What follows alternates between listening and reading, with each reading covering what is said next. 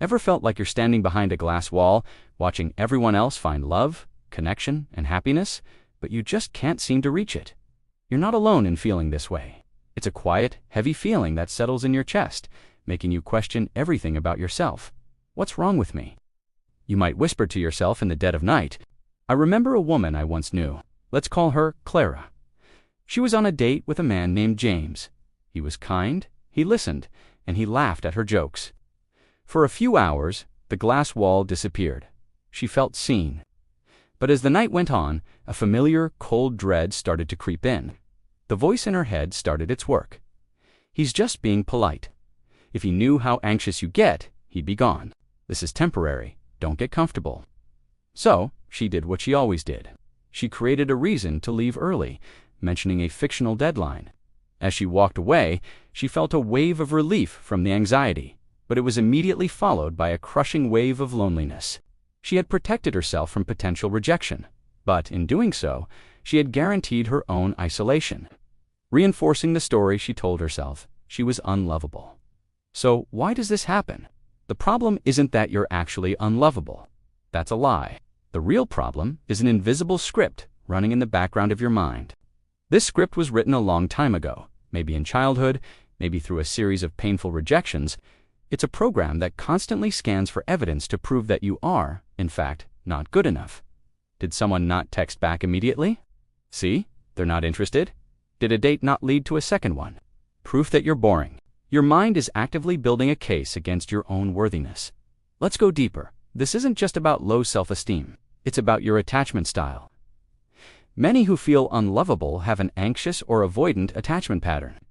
If you're anxious, you crave intimacy but live in constant fear of abandonment.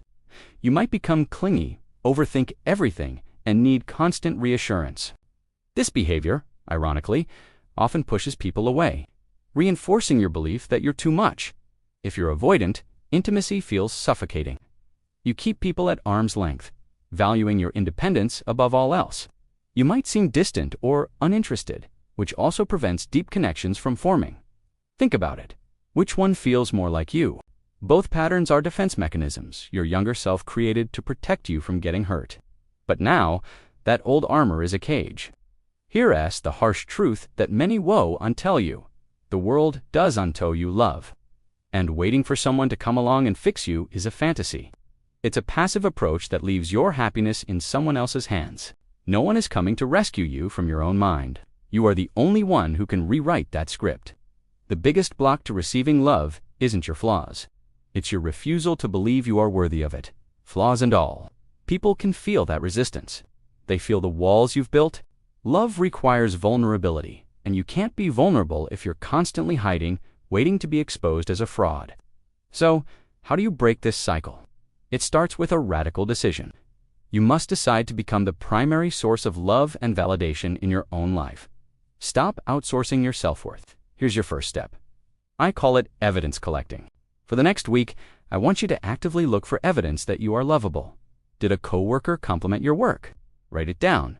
Did a friend laugh at your joke? Write it down. Did you hold the door for a stranger and they smiled? Write it down. Your brain is trained to find the negative. You must retrain it consciously to see the good. This isn't about arrogance. It's about balance. Next, practice self-compassion. When that critical inner voice starts saying, "You're not pretty enough," or "You said the wrong thing," I want you to stop, take a breath, and respond to that voice as you would to a frightened child. Say, "I hear you. I know you're trying to protect me, but I've got this." This isn't a one-time fix. It is a daily, moment-by-moment practice. It's about building a new relationship with yourself, one based on kindness instead of criticism. Start treating yourself the way you wish a loving partner would. Buy yourself flowers. Take yourself on dates. Celebrate your own small wins. You must learn to enjoy your own company before you can expect someone else to. The feeling of being unlovable is a heavy burden, but it is not a life sentence. It is a story, and you are the author. You have the power to put down that old, tattered book and start writing a new one. A story where you are the hero. A story where you are worthy, not because someone else says so, but because you've decided to be. It won't be easy. It will require courage. But the love and connection you're searching for aren't out there somewhere, waiting to be found. They are in here, waiting to be unlocked. Start today. Now. Start now. You are worth the effort.